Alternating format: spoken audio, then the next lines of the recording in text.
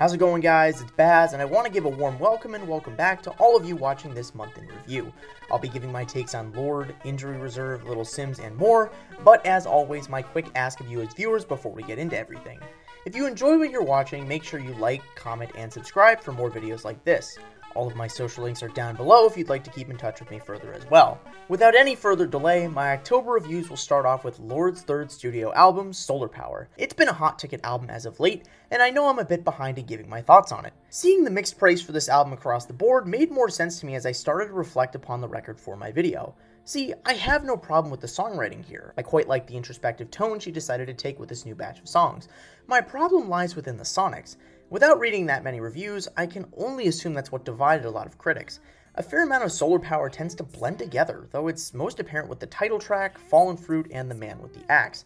I guess now's not the best time to mention it was produced by Jack Antonoff, who I absolutely raved about for his work with Clairo on Sling last month. I think he just worked better with her style. The sonic homogeneity with Lorde is a clear decline from what I heard on Pure Heroine and Melodrama. It's not really until the end of the record where I saw some semblance of new ideas.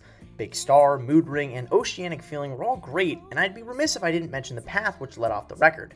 As it stands, Solar Power is still a decent project, but again, much less ambitious than I was anticipating it to be. If you were to play some of these songs for me 6 months down the road, I probably wouldn't be able to name which ones they were.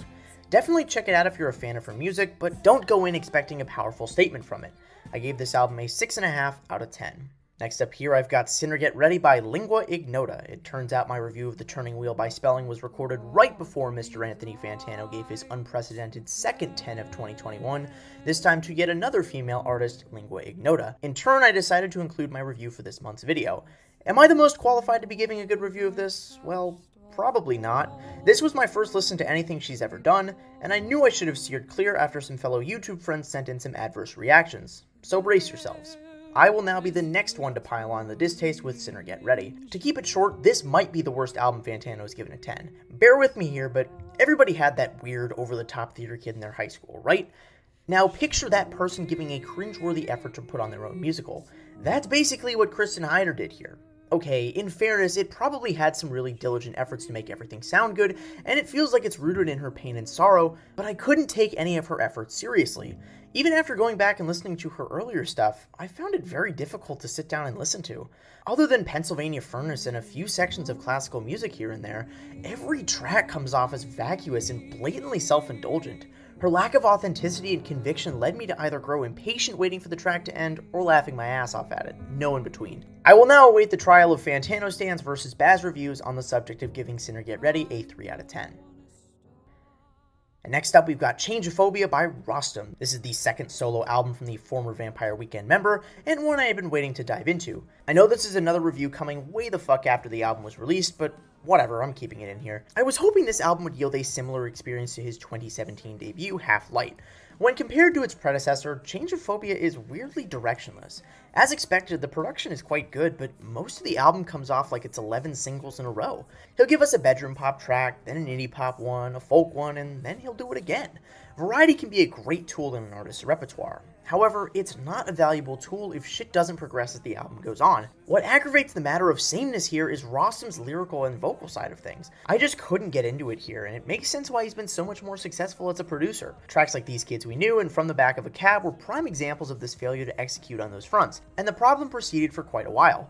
Hell, to put it simply as possible, the album reads like a T-distribution graph. The most enjoyment I got was on the 4-track run in the middle of the album. Unfold You, Forerunner, the title track, and Kinney, at their core, are fun little autumn ditties that you can vibe out to. The bookends, not so much. So yeah, in the end, the album's name was indicative of how I felt about it. He was complacent with giving us half-baked efforts instead of bolder ideas I saw in his debut, so all I can do now is pray he doesn't disappoint us when he starts producing for big artists again. I gave this album a 6 out of 10. After that, I listened to By the Time I Get to Phoenix by Injury Reserve. This is the newest project from the Phoenix experimental rap group, and the first the group has done without member Stepa Groggs after his sudden death last June. Injury Reserve has been a group I haven't seen the hype for in the past, but the singles for this project really intrigued me.